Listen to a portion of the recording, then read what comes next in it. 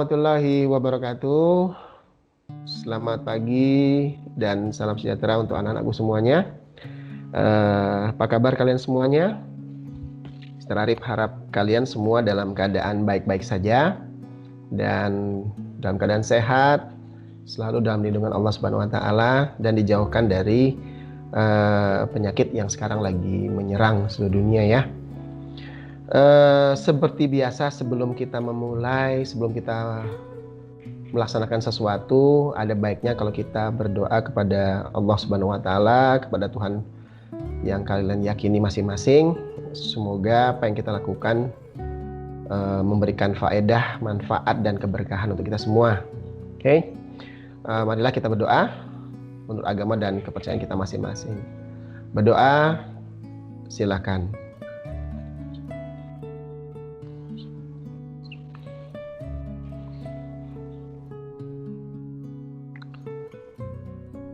Selesai. Oke, anak-anak, apa kabar kalian? Semua siap untuk pelajaran hari ini?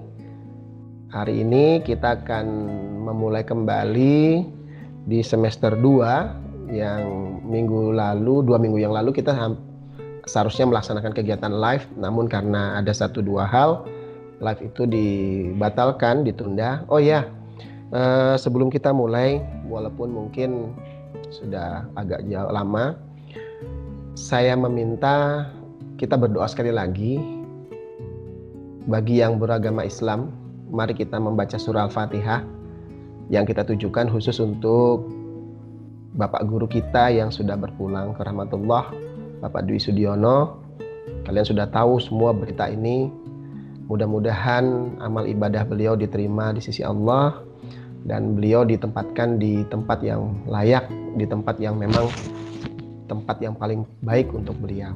Oke, buat yang muslim saya minta untuk membaca surah Fatihah ya. Yang beragama lain silahkan kalian berdoa menurut keyakinan kalian. Berdoa silahkan.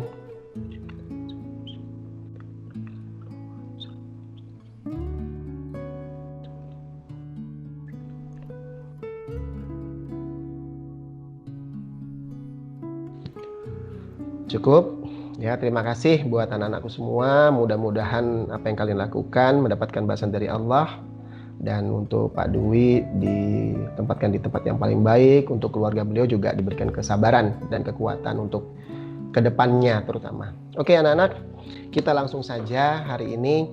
Dan sebelum kita mulai, saya ingatkan terakhir kalian memulai pelajaran itu melalui GCR, Google Classroom, dan Bu Julia dan saya juga sudah nge-share tentang materi yang lalu, yaitu tentang drink label ya. Jadi label tentang label minuman. Nah, hari ini labelnya tentang label yang lain, tapi tetap masih tentang label. Oke, hari ini adalah English the third meeting, jadi pertemuan ketiga seharusnya.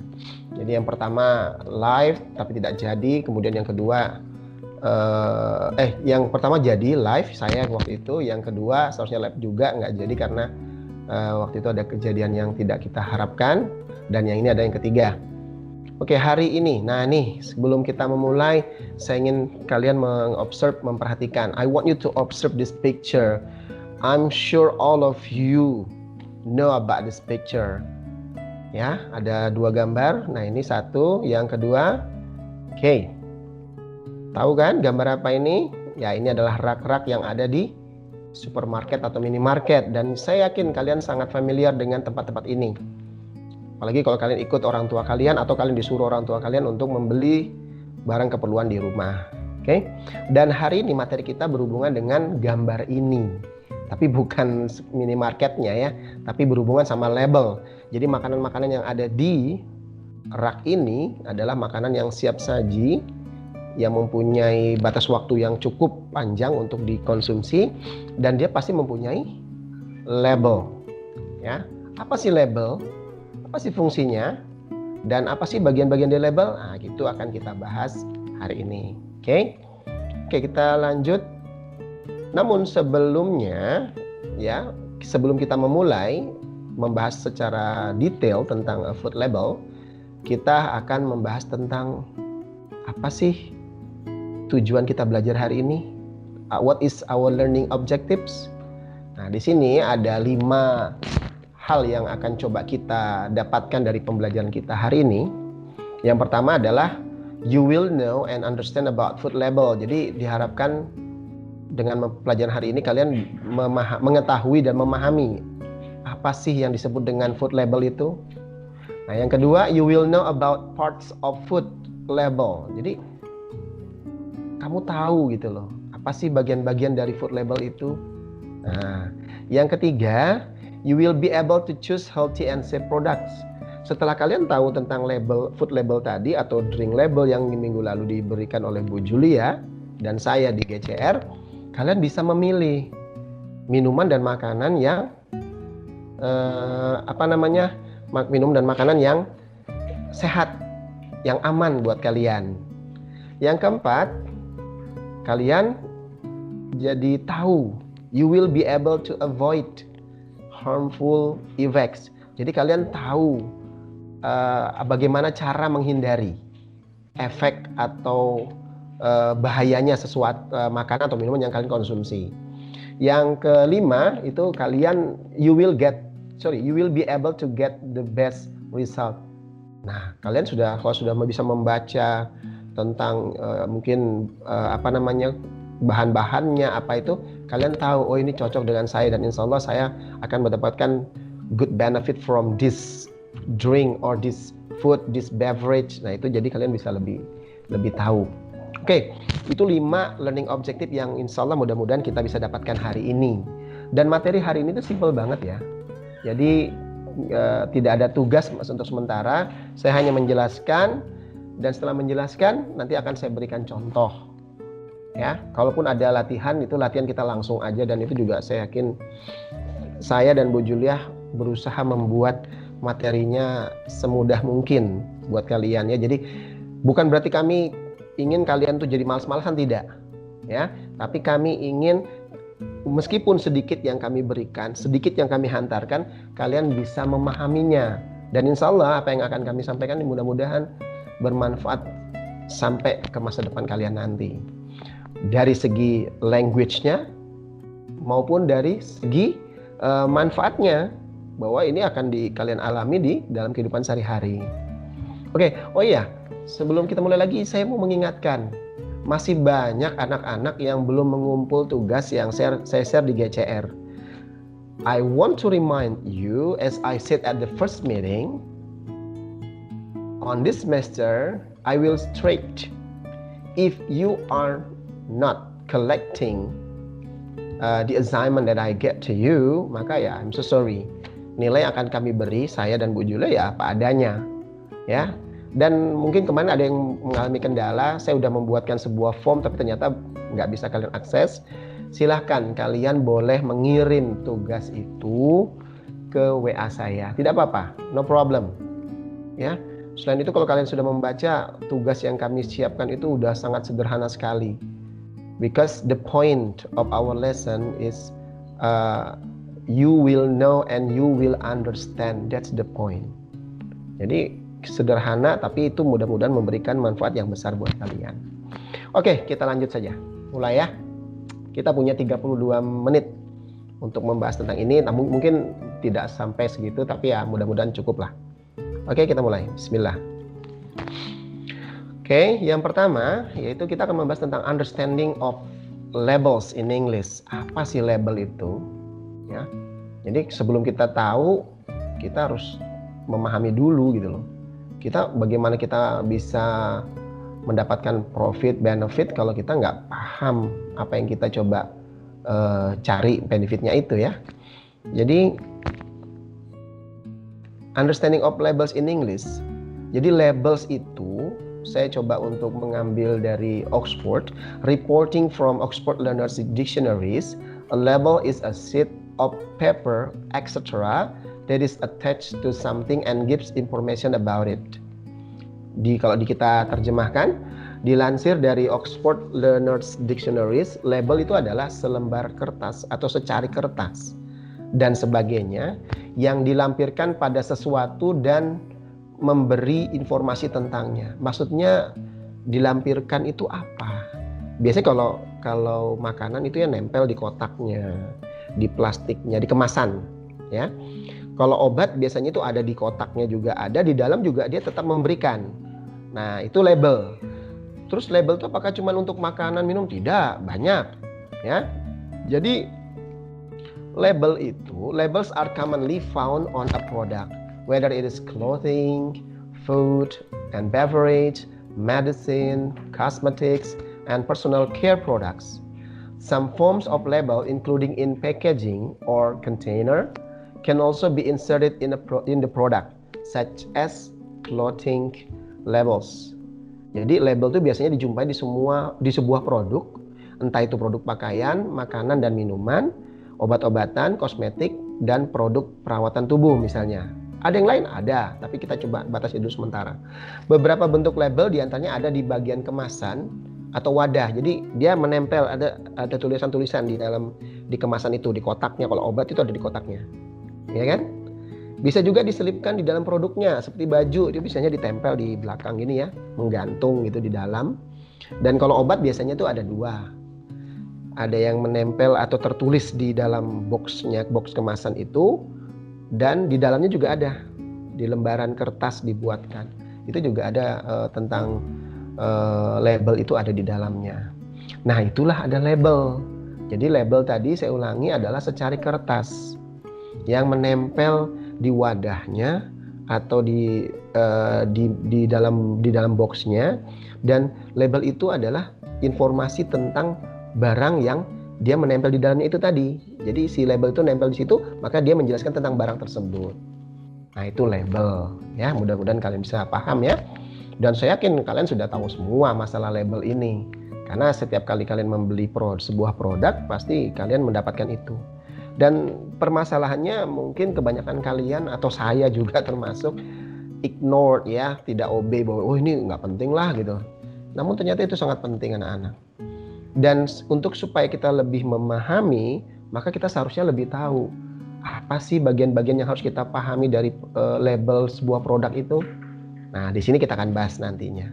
Oke, label oke ya, nggak ada masalah ya. Kita ambil sederhananya aja bahwa label adalah secari kertas yang menempel di sebuah wadah atau sebuah ya kemasan atau di dalamnya, yang tujuannya adalah memberikan informasi tentang barang tersebut. Oke, that's the point. Kita lanjut. Nah, fungsi dari label. Nah, tadi kan, jadi kalau kita sudah tahu label, sekarang untuk apa ya kita tahu label? Nah, kalau kita cuman tahu tapi kita nggak paham fungsinya, ya juga salah ya.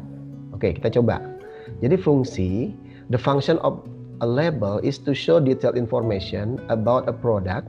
We also have to be careful when buying or using a product because we can first determine what is contained in it. Jadi fungsi dari sebuah label itu adalah untuk menunjukkan informasi detail. Jadi dari bahannya, bahkan kemasannya, dibuat di mana, itu semua ada. Nah, itu adalah informasi detail. Ada di label. Jadi dia informasi yang detail tentang sebuah produk. Nah, kita juga dengan kita tahu itu, kita bisa lebih berhati-hati di dalam membeli atau menggunakan suatu produk. Banyak ya kasus anak-anak. Ada, ini terutama biasanya perempuan. Mereka karena pengen kelihatan glowing, cantik, bening, putih gitu ya. Mereka akhirnya menggunakan produk kecantikan yang sembarangan. The problem mungkin dia hanya mendengar berita, mendengar kabar burung bahwa ini bagus loh gini-gini, tapi mereka tidak melihat label di dalam yang menempel di produk tersebut itu informasinya apa saja yang dia harus tahu. Nah, itu yang jadi masalah. Akhirnya setelah asal pakai hanya dengar bagus rekomendasi dari seorang teman atau siapa, setelah ada problem, ada efek negatif, baru mereka menyesal. Nah, itulah fungsi dari label yang seharusnya kalian bisa lebih aware, lebih peduli. Ya, jangan hanya label hanya nempel habis itu ya sudah, I don't care about it. Saya dengar oke, gitu aja. Ya. Jadi ini di label itu fungsinya. Fungsinya adalah untuk menginformasikan, menunjukkan tentang informasi detail tentang produk. Siap ya? Oke, itu fungsi. Nah, sekarang kita lanjut yang ke berikutnya. Yang ketiga, nah di sini lebih detail lagi kita bahas. Setelah kalian tahu apa itu label, kalian tahu fungsinya, sekarang kamu coba mempraktekkan apa sih yang harus saya tahu dari label itu. Nah, ini yang ketiga, bagian-bagian dari food label. Ini kita ambil ke food ya, karena memang kita bahas tentang food. Tapi sebenarnya apa yang saya bahas hari ini itu general, umum, label. Semua produk pasti ada labelnya. Oke. Nah, di sini untuk parts of food label itu ada 8 ya nak ya. Ada 8. Di sini yang pertama itu adalah brand atau name of product, merek dan jenis produk. Jadi kamu harus tahu. Ya sama ya dengan kata pepatah, tidak kenal maka tidak sayang. Bagaimana kamu bisa menyukai atau mau menggunakan itu kalau kamu nggak tahu mereknya namanya apa? Itu jadi masalah dong. Oke. Setelah kamu tahu nama produknya atau brandnya, kamu harus tahu yang kedua, yaitu apa? Amount-nya. Biasa kita perlu tahu. Ini sebenarnya sih boleh terbalik-balik ya. Yang pertama yang tidak. Nah, yang lain boleh terbolak-balik boleh. Tapi ini susunan yang saya buat ya. Yang kedua konten atau amount, takaran isi produk. Nah, biasanya kalau ibu-ibu jadi masalah nih. Wah, katanya 1 kilo, ternyata cuma setengah kilo, misalnya itu ya. Nah, makanya pentingnya konten itu atau amount itu ada di dalam label. Yang ketiga, description. Deskripsi produk meliputi cita rasa, khas atau bahan khusus yang terkandung di dalamnya supaya kita tidak salah mengkonsumsi. Oh, ini bubur Bandung rasa stroberi. Kayaknya nggak ada ya. Kayaknya anggap aja lah ya. Nah, berarti kita harus tahu, oh ini bubur Bandung dimodifikasi dengan rasa stroberi misalnya. Oh ya udah, kalau kamu tiba-tiba kamu rasain kamu nggak suka, ya jangan komplain. Kamu udah baca deskripsinya kok. Kenapa setelah kamu beli kamu makan kamu komplain? Ya nggak boleh. Ya itu sudah salah kalian. Oke. Yang keempat, ingredients, bahan-bahan. Nah ini juga sangat penting banget nih. Jadi kalau ingredients-nya kamu sudah baca dan kamu sudah sure bahwa it is good for you, monggo silahkan. Konsumsilah. Siap? Yang kelima, nutrition information. Nah ini yang jarang kita pahami ya, jarang kita baca. Yang ada yang tulisan hitam-hitam gitu ya. Ini berapa setengah gram, 1 mili, berapa itu jarang sekali kita baca. Ya, kalau yang saya pernah tahu, saya baca tadi kemarin pada saat saya membuat materi ini, di Inggris bahkan itu punya namanya standar label, food label itu punya standar. Kalau di Indonesia mungkin ya pertama kalau yang muslim bilang masalah halal dulu lah. Setelah itu baru yang masalah nutrition information. Kenapa nutrition information penting ya? Karena itu berpengaruh untuk kesehatan kita. Mungkin suatu saat sekarang kalian tidak ya, karena ada orang tua kalian yang memikirkan masalah itu. Tapi suatu saat nanti pada saat kalian sudah mandiri, hidup sendiri, ya saya ingatkan, please be aware ya. Silahkan kalian untuk tetap peduli dengan hal ini, karena itu penting sekali untuk kehidupan kita. Kemudian yang keenam, bagian keenam adalah direction to use, petunjuk penggunaan.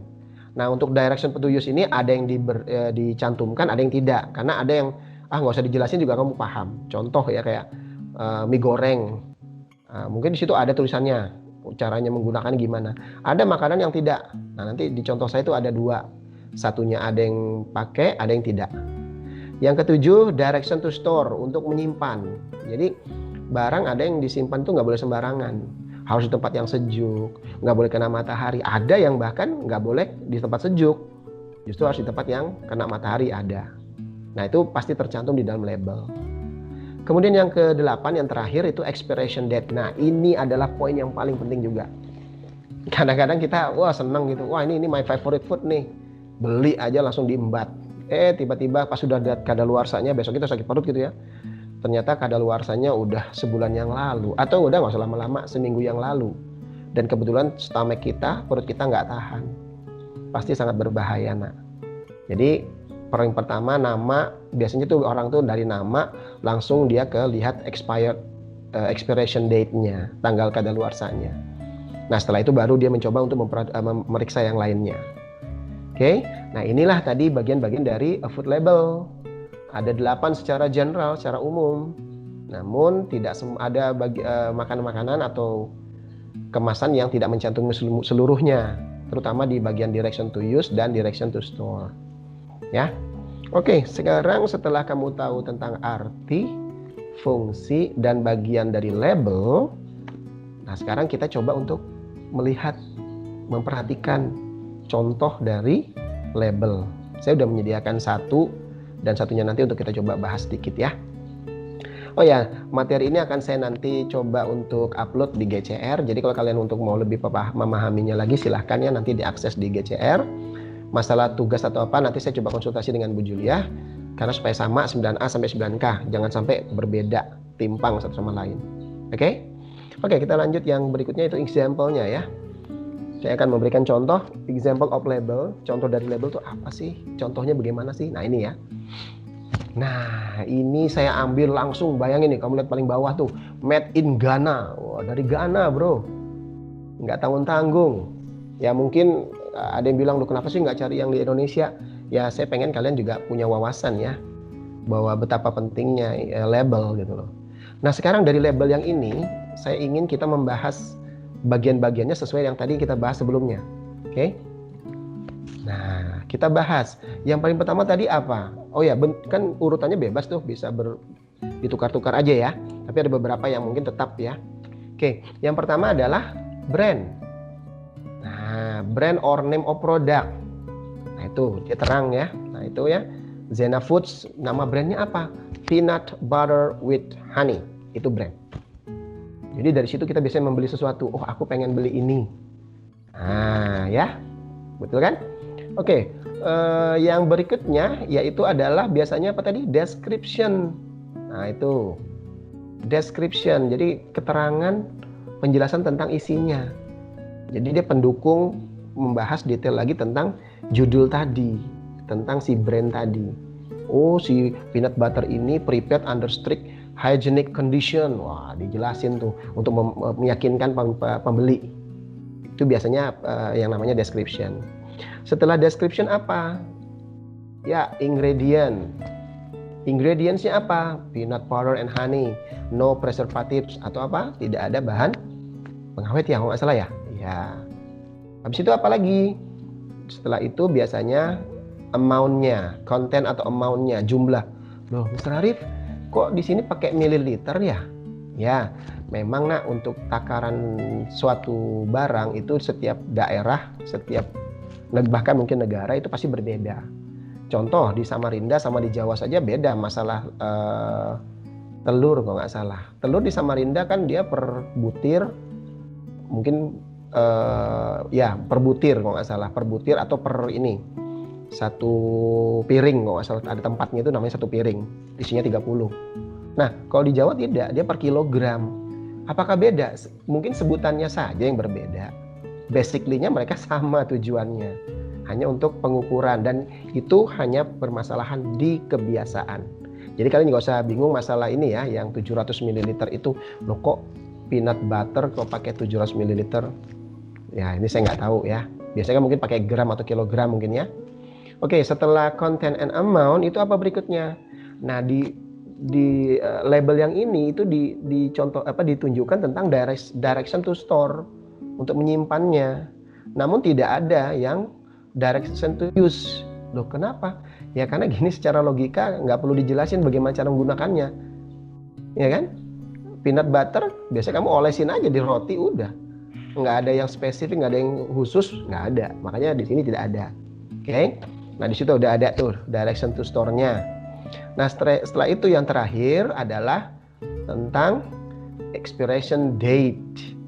Sampai berapa lama sih bisa digunakan atau dikonsumsi? Use within 3 months. Jadi setelah 3 bulan udah nggak boleh. Itu pun masih tergantung dari penyimpanan kamu. Kalau penyimpanannya sudah tidak sesuai direction to store-nya, maka kemungkinan lebih cepat dia expired-nya. Karena apa? Ya mungkin basi atau berjamur atau apapun. That's the importance of label. Itulah pentingnya label anak-anak. Jadi mulai sekarang mungkin kalian pada saat ikut orang tua untuk belanja ya, why not kamu nggak usah ngajarin orang tuamu, setidaknya kamu menjadi seseorang yang lebih teliti membantu orang tuamu. Jadi keluargamu dan dirimu bisa terhindar dari masalah dari makanan yang salah. Oke? Nah, ini contoh yang pertama. Peanut butter with honey. Itu dari Ghana. Wah, terus jangan jangan apakah sama dengan Indonesia? Ya mostly namanya label nggak jauh-jauh amat sih. Hampir sama-sama aja. Kadang-kadang bedanya mungkin di bahasa. Di sini pakai bahasa Inggris, pakai bahasa Indonesia. Nah, tapi kalau kita tahu ini kan, kalau misalnya ternyata kamu menemukan label berbahasa Inggris, ya kamu pun bisa lebih tahu, oh ini. Itu pentingnya. Oke, sekarang contoh yang kedua.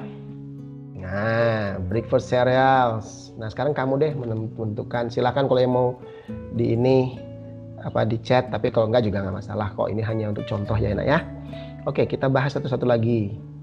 Yang pertama tadi apa judulnya ya, brandnya ya.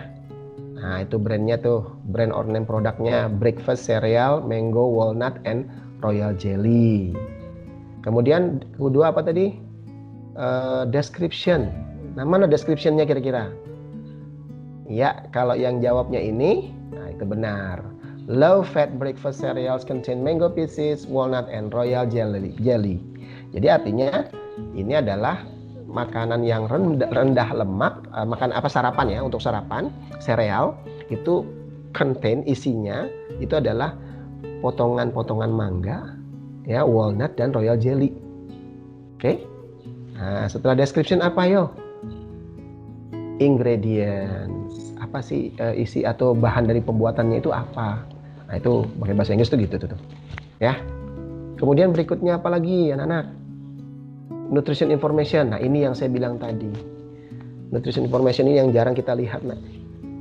Kita sudahlah, sehat aja gitu kan. Pokoknya kita terima aja, tinggal makan. Apalagi kayak misalnya keripik kentang kayak apa gitu, beli di supermarket, udah kita tahu citato, potato, makan aja. Kita nggak lihat nutrition information-nya. Oke, nggak masalah lah, itu urusan kita masing-masing. Nah, berikutnya apa? Nah, direction to use. Cara penggunaannya. Di sini tidak ada cara penyimpanannya. Loh, kenapa? Karena barang ini atau benda ini atau produk ini, breakfast cereal ini nggak mungkin sampai lama. Kalaupun lama, kita makainya biasanya seminggu juga habis. Makanya tidak perlu dijelaskan. Dan dia juga mungkin ditaruh di kulkas oke. Atau mau ditaruh di tempat biasa ya boleh saja, nggak ada masalah. Makanya tidak ada secara spesifik produk ini diarahkan penyimpanannya di mana, tidak ada.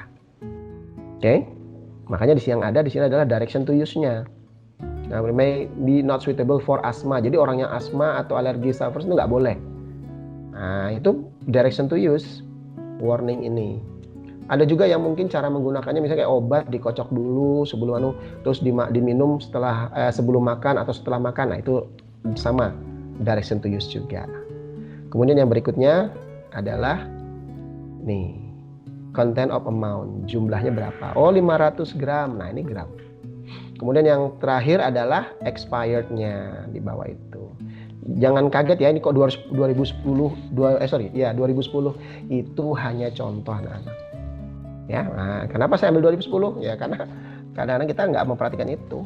Mungkin makan aja udah sakit perut, bawa ke dokter baru kita menyesal. Kenapa nggak perhatiin? Oke, paham ya?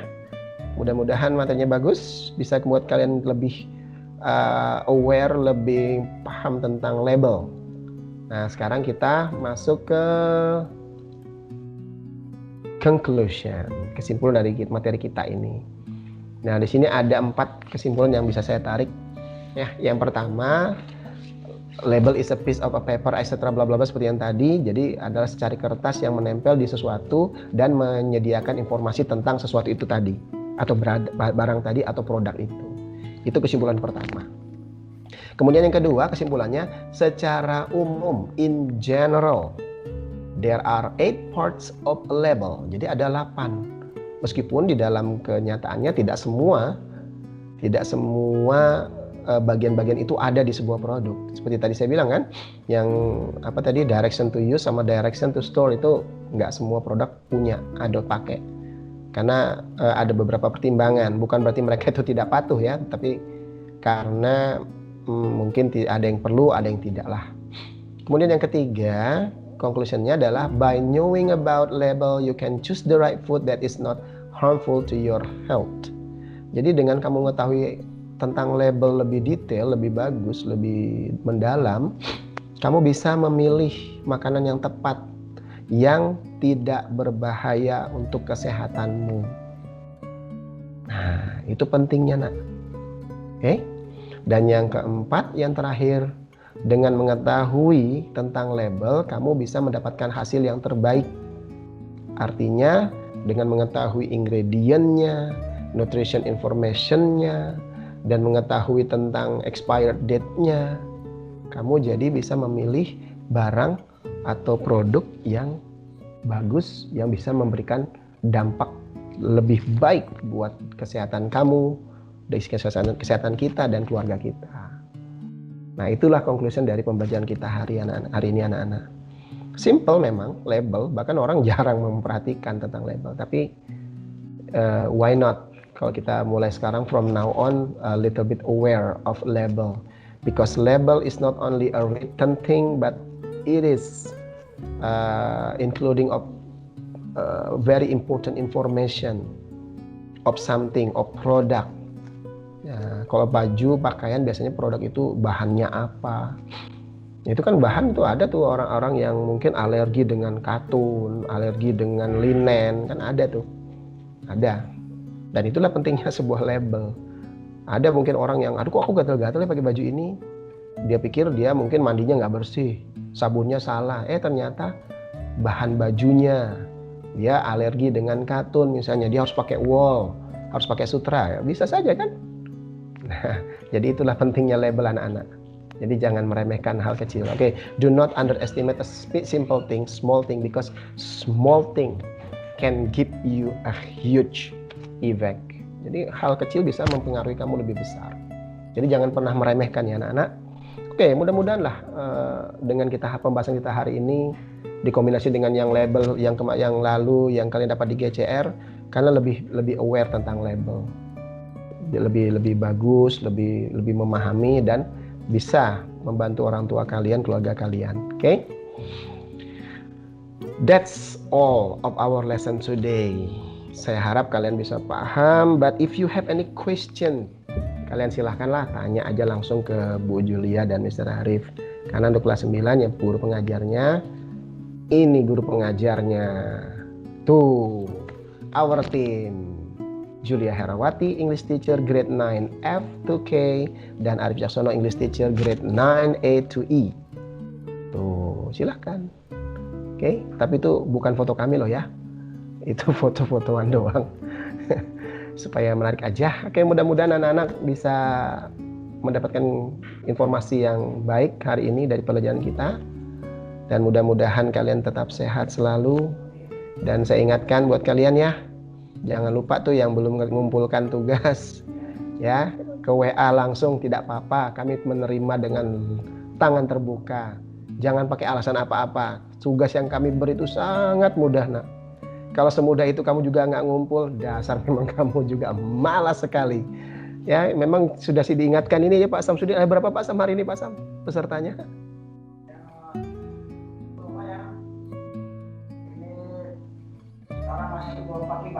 Ya, hari ini ada 245 orang.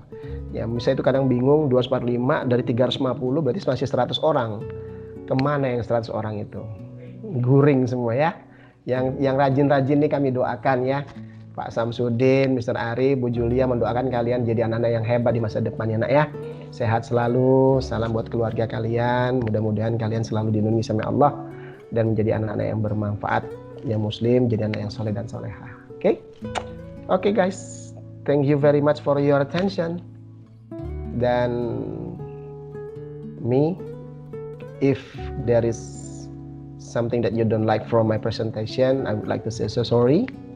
And if you have any question, you can ask Mr. Arif and also Ma'am Jul directly to our WA. Ya, silakan, nggak masalah. Tapi mudah-mudahan saya yakin materinya simple dan kalian sudah sangat paham kok. Ya, oke, terima kasih buat anak-anakku semuanya. Mari kita berdoa dulu ya. Kita tutup dengan berdoa. Kita buka dengan berdoa dan kita tutup dengan berdoa. Mudah-mudahan apa yang kita pelajari memberikan manfaat untuk kita semua dan kalian menjadi orang-orang yang hebat di masa yang akan datang. Oke, berdoa silakan.